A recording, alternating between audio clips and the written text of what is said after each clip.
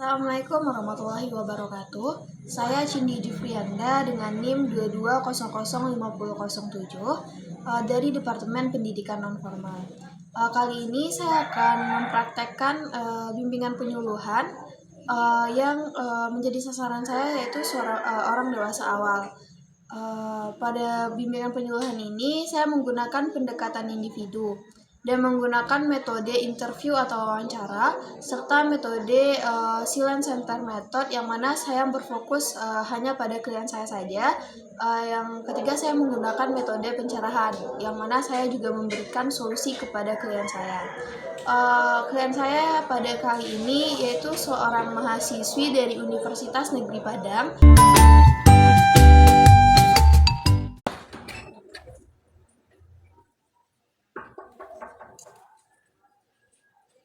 Waalaikumsalam.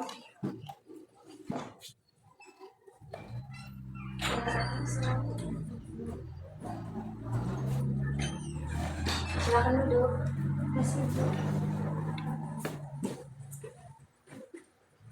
Baik, sebelumnya boleh perkenalan dulu. Perkenalkan, nama saya Ida Zahra. Baik, enaknya mau dipanggil apa? Kita atau Teh? Vita aja. Oke, Kita. Jadi ada keperluan apa kita datang ke ruang ini? Kita merasa ada sedikit masalah datang ke sini.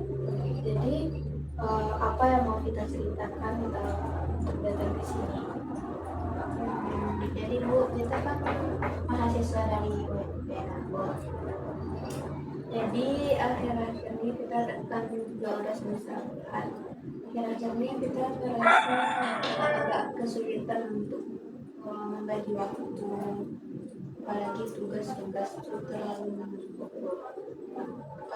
Terus karena kesulitan membagi waktu tuh kita jadi males buat tugas gitu Bu. Akhirnya tugasan tuh udah telat, udah merah kan. Jadi karena banyaknya tugas, makin banyak menumpuk, jadi kita nggak ada niat untuk buat tugas. Oke, jadi permasalahannya di bagaimana kita untuk memanajemen waktu yang kita punya. Apa ada keluh kesah lain? Nggak Untuk cuma manajemen waktu. cuman kita kayak jadi melihat tugas itu kadang-kadang numpuk tuh kan Bu, jadinya tuh kayak kerja kita tuh cuma scroll TikTok, main HP, jadi ada Lebih kayak tergoda dengan sesuatu yang tidak penting. Jadi masalah yang kita bahas sekarang ini kan manajemen waktu. Bagaimana kita cara solusi untuk manajemen waktu yang kita punya sebagai seorang mahasiswa atau mahasiswi. Nah, kalau menurut Ibu, solusi bagi kita yang pertama itu kita harus bisa membagi waktu yang kita punya. Karena kita seorang mahasiswi, otomatis kita mempunyai suatu kepentingan lain selain dari tugas. Atau sebelumnya Ibu boleh tanya, apakah kita di kampus itu atau di departemen itu punya organisasi atau kegiatan lain selain dari kuliah? Jadi ya emang sekedar kuliah saja, emang kuliah pulang ke kampus ya. Ini karena kita seorang mahasiswa, apalagi kita kan nggak punya kegiatan organisasi kita itu emang harus mendahulukan apa yang harus kita dahulukan.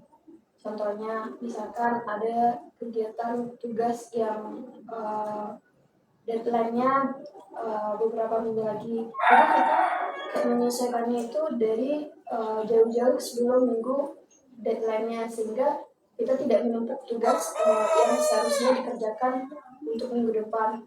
Dan kalau seandainya kita di minggu itu punya tugas yang banyak, kalau kita punya tugas yang banyak, otomatis semakin kita menunda tugas yang kita sebelumnya itu, maka akan semakin membuat kita itu akan terkejar oleh waktu. Dan yang kedua itu kita harus bisa mengendalikan emosi kita kayak kita itu kayak jangan terbawa oleh beban tugas itu. Kalau terbawa beban kan otomatis kalau menganggap itu beban, jadi kita lebih tergoda untuk melakukan hal-hal lain seperti kita scroll TikTok tadi.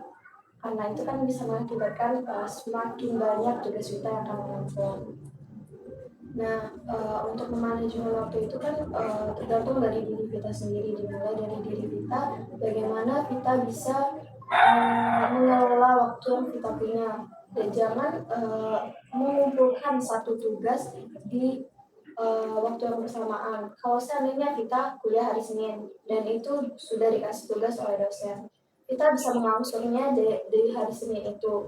Karena kalau seandainya kita bikin di hari Selasa, otomatis tugas yang dari mata kuliah hari Selasa pun itu kan akan datang, sehingga tugas yang kita punya itu akan menumpuk dan akan kita kerjakan di waktu yang sama. Itu kan itu yang mengakibatkan kita kurang mengelola waktu, yang terbuang waktu sia-sia. Yang seperti kita tahu bahwa waktu adalah uang, apalagi kita seorang mahasiswa yang tidak bisa kalau tidak bisa mengelola waktu yang kita punya, otomatis itu akan membuat pola pola kehidupan kita kan juga bermasalah. Contohnya saja, kalau seandainya kita mengerjakan tugas itu di waktu yang bersamaan secara keseluruhan, kita akan jadi telat makan, kita akan jadi kurang istirahat. Jadi banyak faktor yang akan mengakibatkan kita apabila tidak bisa memanajemen waktu yang kita punya. Oke. Untuk sampai sini, apakah kita masih ada pertanyaan atau butuh solusi lain yang tidak kita pahami dari apa yang saya sampaikan? Sampai sini kita paham sih maksud ibu, kayak ibu tadi menjelaskan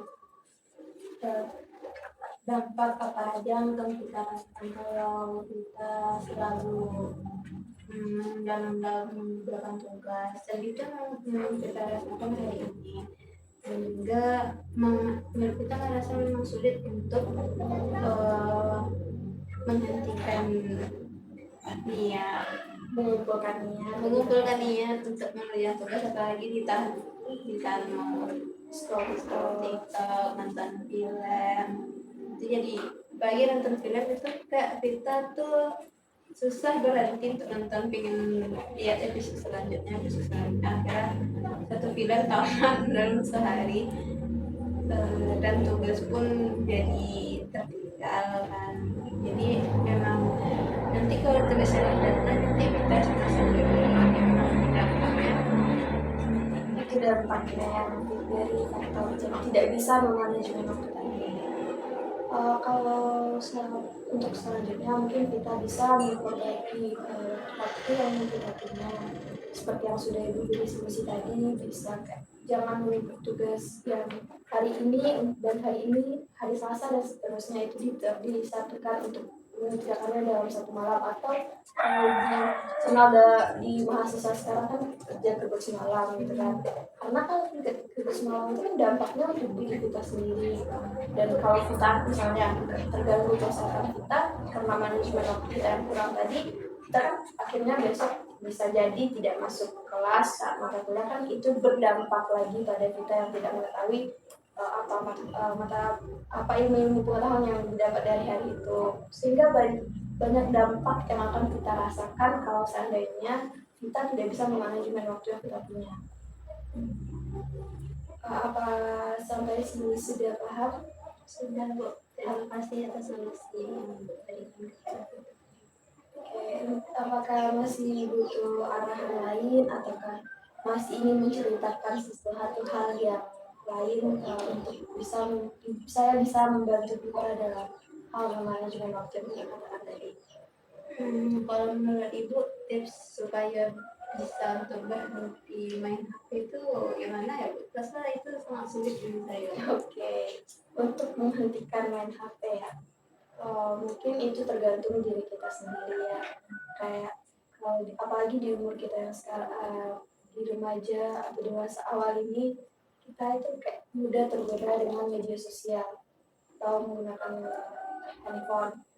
Cara kita itu untuk menghindarinya itu kita kayak lebih mengumpulkan niat pada satu tujuan. Misalkan kayak fokus, kita tuh harus fokus pada satu tujuan, seperti tujuan kita untuk di hari ini kita mengerjakan ini. Ya, emang kita harus fokus pada tujuan yang ingin kita capai. Nah, tips lainnya itu kalau untuk manajemen waktu, kita mungkin bisa kayak membuat catatan-catatan jadwal yang kita punya. Misalkan jam 7 sampai jam 9.40 itu kita ada kuliah, jam 9.40 itu kan kosong sampai dengan jam 12.20 misalkan. Nah, di waktu kita jam 9.40 itu sampai jam 12.20 itu kita bisa memanfaatkannya untuk bikin tugas kalau seandainya kita mau. Dan kalau jam 1.20 itu kan 9.40 ke 1.20 itu kan jadwal kita kosong, itu kan lumayan waktunya untuk kita manfaatkan. Kalau untuk pulang atau balik ke kos itu kan akan terbuang sia-sia, akibatnya pun kita akan rebahan di kos dan menentukan. Jadi kalau kita mau memanfaatkan waktu itu, kita bisa kayak mengerjakan tugas di waktu luang antara waktu 9.40 sampai dengan 1.20 itu. Dan kita tuh kayak bisa membuat catatan-catatan kecil untuk jadwal, misalkan untuk jam segini kita harus melakukan apa, untuk jam segini kita harus melakukan apa, dan malamnya kita harus istirahat dan sebagainya macamnya gitu. Sebagai patokan kita untuk melaksanakan kegiatan-kegiatan lain, lebih ke mencatat apa yang akan kita kerjakan sehingga kita bisa fokus pada catatan itu dan fokus pada tujuan selanjutnya yang akan kita kerjakan.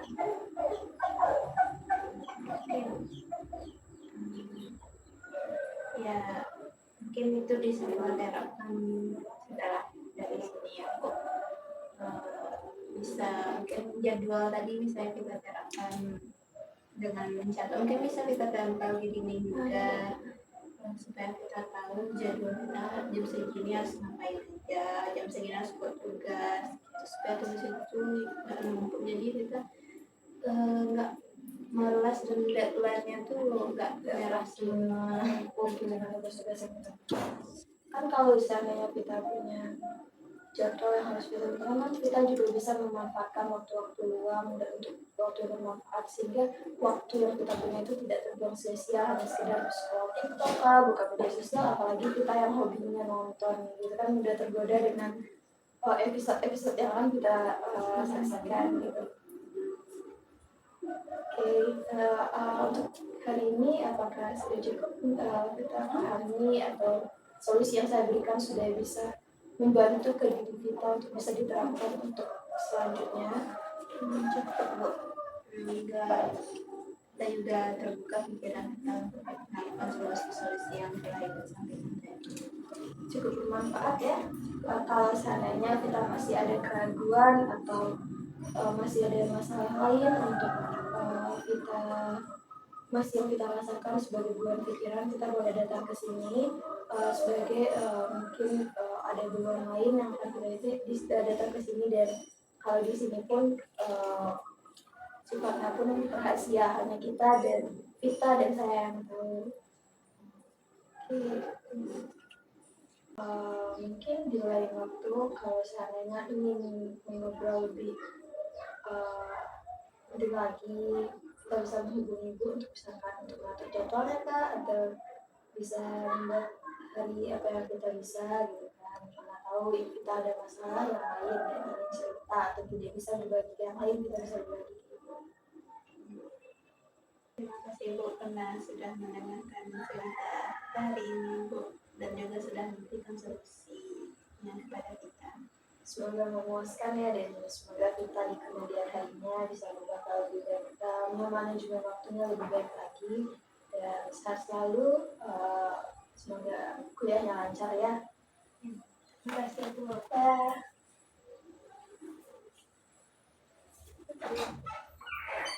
Terima kasih.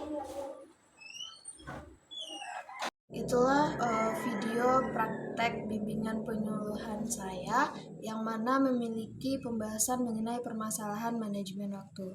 Terima kasih telah menyaksikan. Saya akhiri. Wassalamualaikum warahmatullahi wabarakatuh.